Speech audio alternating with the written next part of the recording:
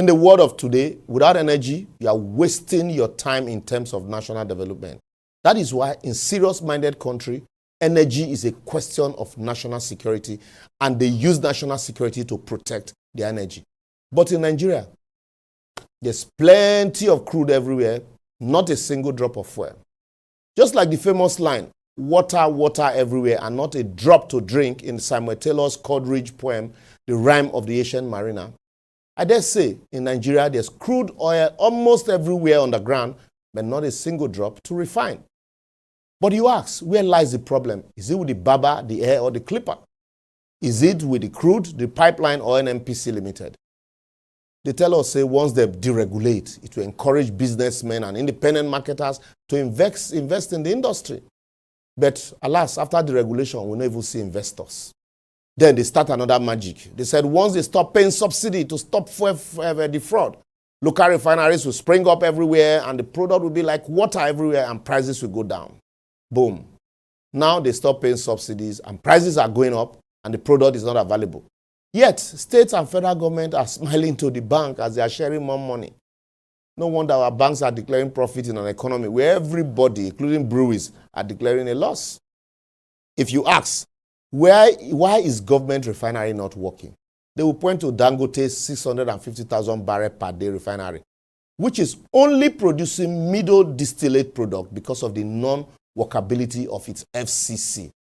So make I tell you, Dangote refinery no go fit produce petrol for now because its fluid catalytic cracking, that's FCC process, is not yet working. So they will still get a long way. We still get a long way to wait for fuel from that refinery. Even the diesel, they said they have reduced the price. We see they buy them at 1,300 naira per liter. Those filling station people will tell you, say, go and look for Dangote. Oh. Government pumped $1.4 billion into the old 60,000 barrel per day Port Harcourt refinery, built in the 60s, leaving out the 120,000 barrel per day capacity refinery in the same Port Harcourt, and nobody's asking questions or talking about it because people don't even know the difference. So I want to ask, if government is sincere, how you go leave 120,000 barrel per day capacity refinery built in the 90s in a non-functional state, and then they renovate the 60,000 barrel per day capacity built in the 60s? Anyway, maybe one needs to be in government to understand how government people think. And then to continue the magic that they've put us in, they promised Nigerians that by December 2023, the said refinery will start producing. Everybody was happy. You know, say government, Nigerian government and magic, they are like Siamese twins. So when they fled the refinery in November 2023, the whole country was agog that the Port Harcourt refinery was completed and ready for production. But while in actual sense, the refinery was not mechanically functioning to refine crude. What the NNPC just did is what they call in the industry, they used the raw pipe gas, that's RPG, to fire the flare, to give Abuja people, government people in Abuja, that the refinery was ready for production. Oh, now wash. Refinery where they ready for production are crude.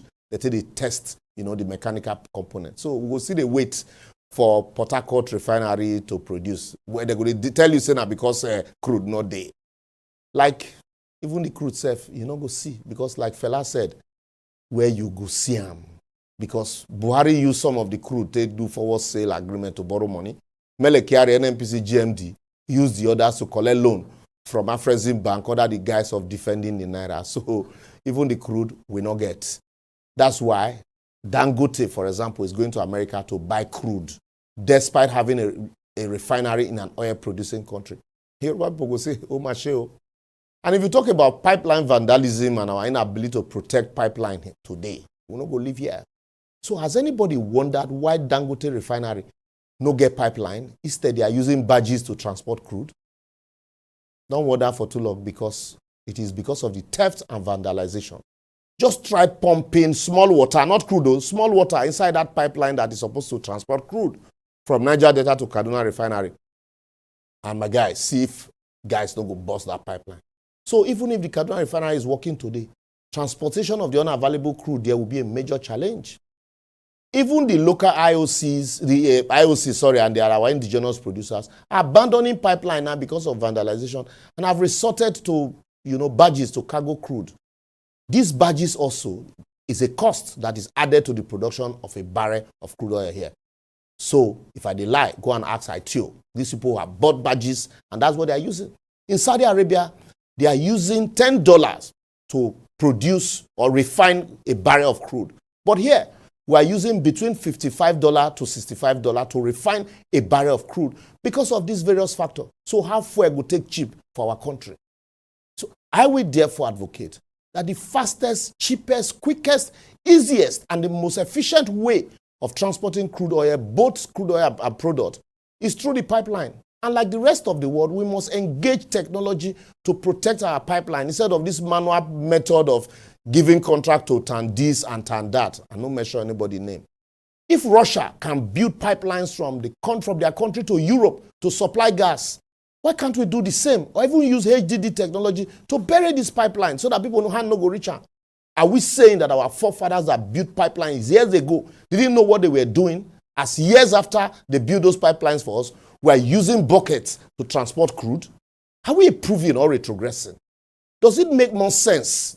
I want to ask, really, does it not make more sense to pump product from Port Harcourt to Maiduguri or to all the 20 various NNPC depots in all the political zones through pipelines instead of this driving from Erumukokwaren to Argungu or from Port Harcourt to Maiduguri to supply product? Do you know the man hour you would have been wasted?